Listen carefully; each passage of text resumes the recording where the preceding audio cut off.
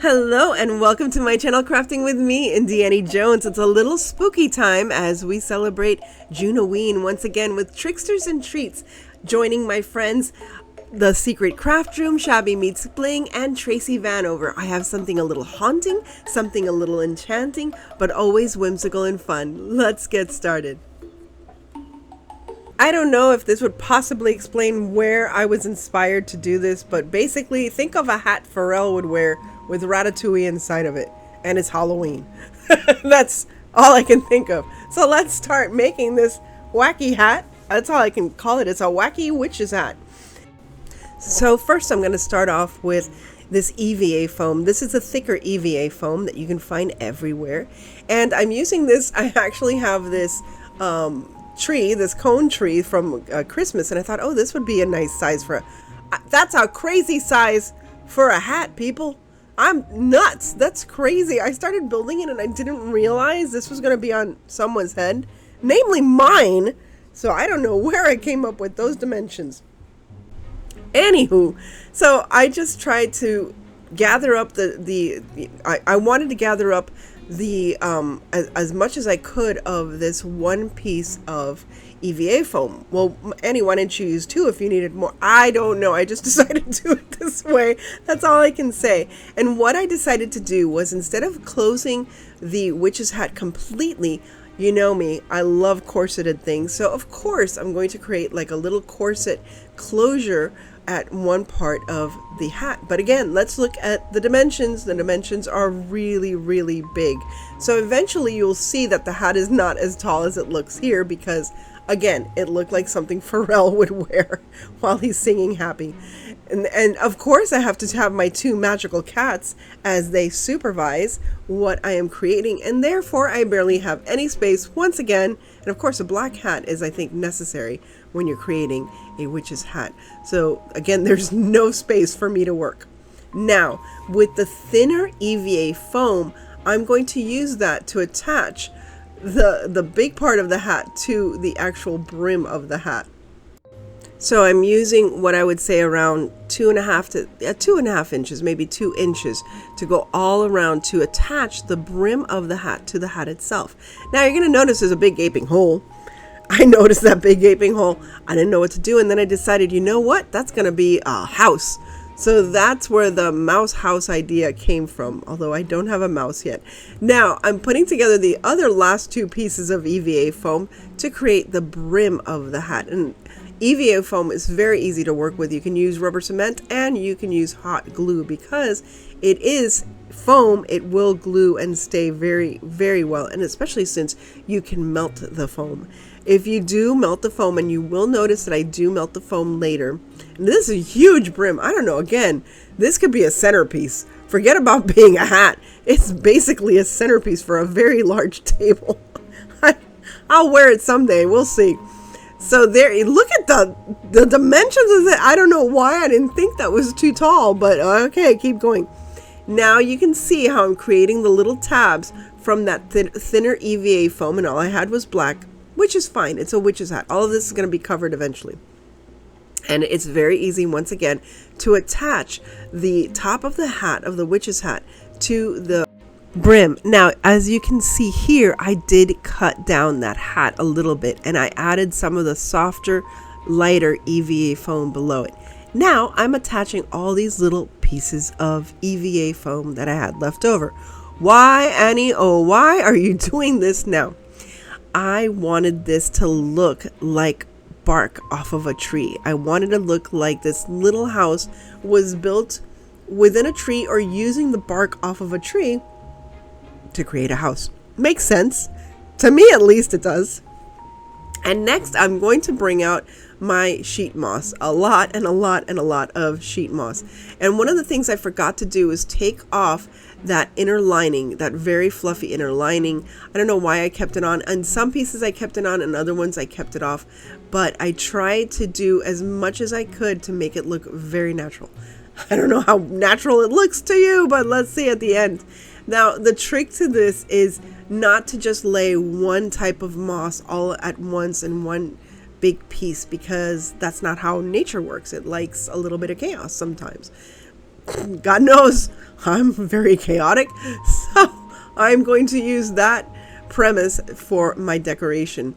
And here I'm decorating the top of that witch's hat. Now all I did here was use one of the smaller EVA foams or thinner EVA foams. It doesn't matter that it's in black because it's getting covered by moss, but this EVA foam is very easy to manipulate, as you can see here. With heat, you can really form anything out of EVA foam. And as you can see here, I'm just using a little bit of heat, little by little, trying to make it curve, kind of like like the sorting hat. Think of the sorting hat from Harry Potter. So this is a little wizard that's going to be living in my hat, telling me how to create my magic for Halloween. I thought this was a fun project, especially for summertime Halloween. I don't want to get too much into Halloween. I don't know. I love Halloween, and as much as I do, I don't want it to be full blown on Halloween all at once. I like to enjoy getting there. And so I decided that this would be my little Halloween summer craft. So there you can see all the little pieces of the birch wood, or it's going to look like wood. Look. Now I'm using this tool, which this tool is actually, oh goodness, it's a soldering iron. It's a soldering iron. And I've had it in my stash and I never used it. And then I realized I can actually use this to really create wood-like structures. So that's what I'm doing here. And yes, it's very smelly, so I tried to take a break in between each side. So I just finished this side, I took a break, it's well ventilated area, and then I'm going to start the next side. I decided to create this cute little nest, and not only that, but I also found that I had a little stash of fairy stuff. Like anytime I saw any kind of like little fairy stuff, I would just save it. But look how cute this is going to look with these little owls.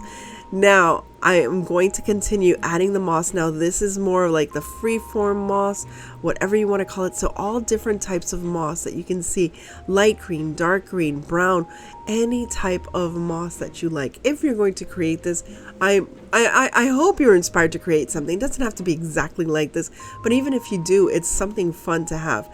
Now I had this wonderful wired moss. If you haven't seen wired moss, this is what it is. Found it on Amazon. It's not that expensive. I think it's $9.99 a bag. And I thought this was perfect to make the little curly cute end that you see on all these witches hats that are out there currently. And I said, oh, I have to do this. I feel this is like the most whimsical hat I have ever made for Halloween. Now I'm lacing up that bark that I did the little holes with earlier to make it look like a little corset. And I'm going to make it into a little bow, and I'm just using this little vine, this little twine vine that I have. And I just think this is so darling, but I do have to create a little creature to come and live in here and give me wonderful magic ideas. Now, for the bark to actually look like bark, I added some paint. I hadn't painted it. I had just burned it with the soldering iron, but I'm using first some darks, using like dark brown, dark black, and then I'm going to move it to gray, and then I'm going to add some light green to make it look like there's moss. There you can see the light brown, and it just comes together. It really gives it a beautiful, realistic effect. I love barky trees with moss. Barky trees. God, all trees have bark, Annie. Okay, so, but you know, like the really rugged bark on trees, and they have like that moss that when it rains, it gets really bright green. So this is what it looks like. And of course, this is also very cottagecore. And I've shown it to friends, and they said it reminded them of Harry Potter. It also reminded them of Lord of the Rings. Now I have this little wine bottle light set, and I said I need to add some fairy lights. So I'm going to create my little see-through mushrooms. So this is what I'm going to use this little fairy light for.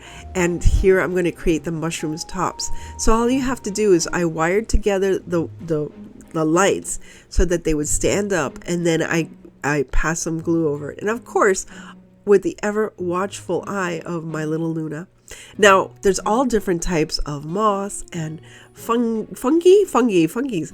And so this is another type of mushroom that I decided to add it. It's like that ruffled mushroom. I don't know what it's called. If you know what it is, teach me down below. Please let me know down below.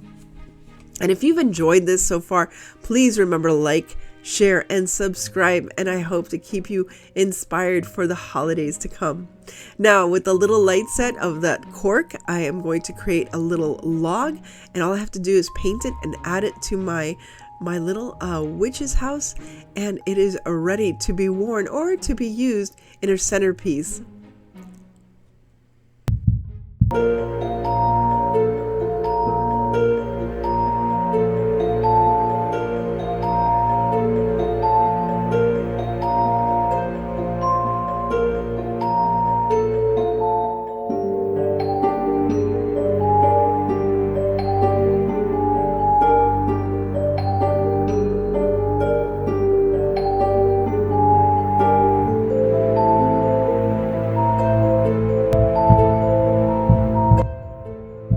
Thanks again to these wonderful tricksters, and remember to check out the full playlist. But thank you again to Martina, to Dawn, and Tracy for hosting this wonderful playlist, getting us ready for Halloween. And I can't thank you enough for stopping by and spending some time with me as I create my own little enchantments for Halloween. So please remember to like, share, and subscribe. And as I always say, stay safe, be kind. God bless each and every one of you, and remember to live the adventure, keep it spooky, and always have fun. And I'll see you again very, very soon.